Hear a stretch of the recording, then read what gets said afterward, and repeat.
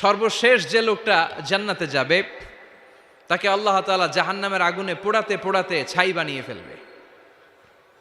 আল্লাহ বলবেন, জিব্রাইল যাও একটু দেখো, একটা মাত্র সেজদা দিয়েছে আমাকে, এরকম কাউরে পাওয়া যায় কিনা। বাটি চালান দিয়ে দেখো পাওয়া যায় কিনা। খুঁজে খুঁজে কাউরে পাবে না। আল্লাহ বললেন আবার দেখো, খুঁজে খুঁজে একজনকে পাবে, সামান্য ইমানের ছিটে ফোঁটা তার অন্তরে ছিল। আল্লাহ বলবেন যেহেতু ছিটে ফোঁটা আছে, অনেক মায়ের খাইছে, ওকে বের করে জাহান্নাম থেকে বের করে একটা নির্ধারিত দূরত্বে রেখে দাও। রেখে দেয়া হবে, কিন্তু জাহান্নামের আগুনের লেলিহান শিখাতে তার গা ঝলসে যাবে। সে আল্লাহর ডেকে বলবে, মাবুদ তোমার কাছে আমি কিছু চাই না, জাহান্নাম থেকে তুমি আমাকে বের করেছো, জীবন নদীর পানি তুমি আমার গায়ের মধ্যে ঢেলে দিয়েছো, আমি আবার সজীবতা ফিরে পেয়েছি। আমি তোমার কাছে জান্নাত চাই না, শুধু নিরাপদ একটা দূরত্বে আমাকে রেখে আসো, যাতে জাহান্নামের আগুন আমারে কষ্ট দিতে না পারে। আল্লাহ আমি কিন্তু তোমার কাছে জান্নাত চাই না। কি চাই না? জান্নাত চাই না, কিন্তু জাহান্নামের আগুন আমারে কষ্ট দিচ্ছে, এতটা দূরত্বে রাখো যাতে জাহান্নামের আগুন আমার গায়ে না লাগে। আল্লাহ বললেন ওকে রাখবো, কিন্তু আমার সাথে একটা কন্ট্রাক্টে যেতে হবে, যে এটা তোমাকে দিলে তুমি আর নতুন করে কিছু চাবা না। সে বলবে আমি রাজি, কন্ট্রাক্ট হয়ে যাবে। আল্লাহ জিব্রাইলরে বলবেন যাও এমন দূরত্বে রাখো যাতে জাহান্নামের আগুন ওরে কষ্ট না দেয়। রেখে আসা হবে, অনেক দিন সে ওখানে আনন্দে থাকবে, আল্লাহ শুকরিয়া করবে। সে মনে মনে বলবে বেঁচে গিয়েছি, আমি বেঁচে গিয়েছি, জীবনে আর কিছু চাই না, জাহান্নাম থেকে আমি বেঁচে গিয়েছি। অনেকদিন থাকার পরে মনে মনে ভাববে বাইসা তো গেছি, কিন্তু নতুন করে একটু ট্রাই করে দেখি, জাহান্নামের সৌন্দর্যের দৃশ্য একটু চোখ দিয়ে অবলোকন করা যায় কিনা। সে আল্লাহরে ডেকে বলবে, আল্লাহ ইনদি সুআল, আমার একটা ফরিয়াদ আছে। কি ফরিয়াদ? আল্লাহ আগেই বলে রাখি আমি কিন্তু জান্নাতে যেতে চাই না। আল্লাহ বলবেন কি চাও? সে বলবে আল্লাহ তোমার জান্নাতটা তুমি কত সুন্দর করে বানিয়েছো, আমি একটা নজর শুধু দেখতে চাই। জান্নাতের দরজার সামনে নিয়ে যদি আমারে বসিয়ে রাখো, দ্যাটস ইনাফ, আর কিছু চাই না, শুধু জান্নাতের দরজার সামনে। আল্লাহ বললেন তুই না ওয়াদা করেছিস, তুই না চুক্তি করেছিস। সে বলবে আল্লাহ আমারে হতভাগা বানাইয়া তোমার কি লাভ? সুবহানাল্লাহ পড়েন। আমারে তুমি হতভাগা বানিও না। আল্লাহ বলে ঠিক আছে, আবার সিগনেচার কর যে জান্নাতের দরজার সামনে বসিয়ে দিলে আর কিছু চাবি না। সে সিগনেচার করে বলে আমি চাবো না। আল্লাহ বললেন জিব্রাইল বেচারারে ধরে জান্নাতের গেটের সামনে বসায় দে। এবার জান্নাতের গেটের সামনে বসে বসে জান্নাতের সৌন্দর্য দেখা শুরু করবে। সুবহানাল্লাহ। এমন সৌন্দর্য যেটা চোখ দিয়ে কেউ দেখে নাই, কান দিয়ে শোনে নাই। ওই সৌন্দর্য চোখে দেখে, কান দিয়ে আওয়াজ শোনে, মাগার ভোগ করতে পারে না। অন্তরে জ্বালা আছে না নাই? এয়ার কন্ডিশনের রুমে ঢুকতে না পারলেও, এয়ার কন্ডিশনের রুমের দরজার বাইরে দাঁড়ালো, এয়ার কন্ডিশনের রুমের একটা ঠান্ডা বাতাস গায়ে লাগে না? কথা বলেন তো। ও যখন জান্নাতের দরজার সামনে দাঁড়াবে, ওর গায়েও এরকম জান্নাতের ঠান্ডা বাতাসের হিমেল ছোঁয়া গাটাকে শীতল করে দিবে।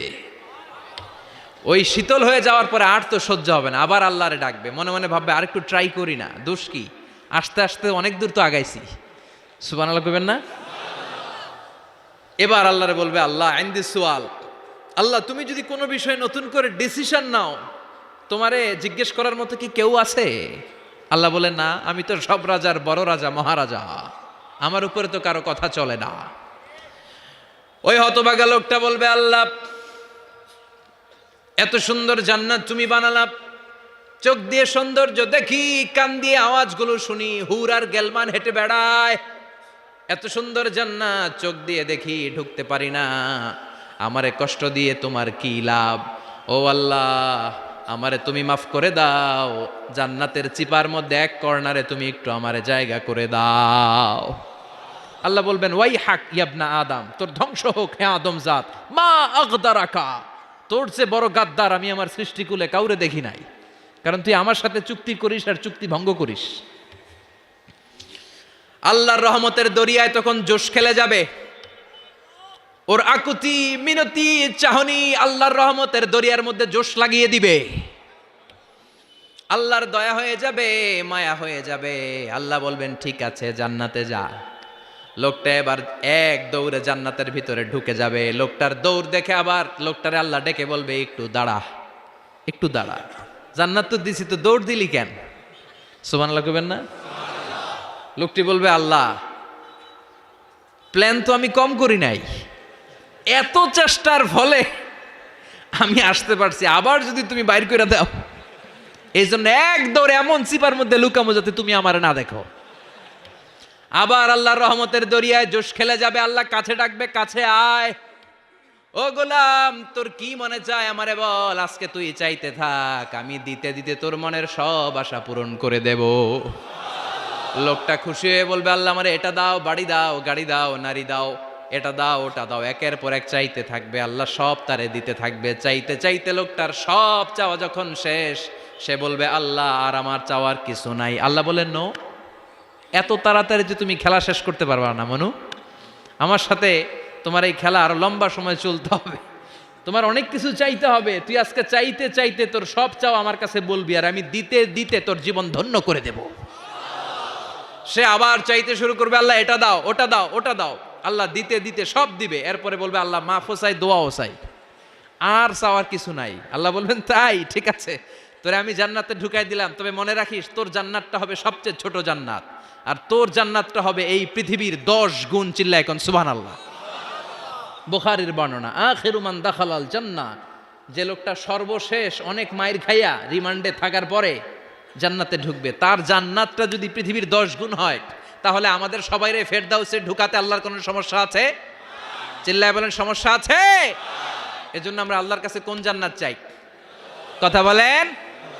রব্বুল আলামিন বলেন, ওয়াসিকাল্লাযীনা ইত্তাকাও রাব্বাহুম ইলাল জান্নাতি যুমারা হাত্তা ইযা জাউহা ওয়া ফুতিহাত আবওয়াবুহা ওয়া ক্বালা লাহুম খাজানাতুহা সালামুন আলাইকুম তিবতুম ফাদখুলুহা খালিদিন। সুবহানাল্লাহ।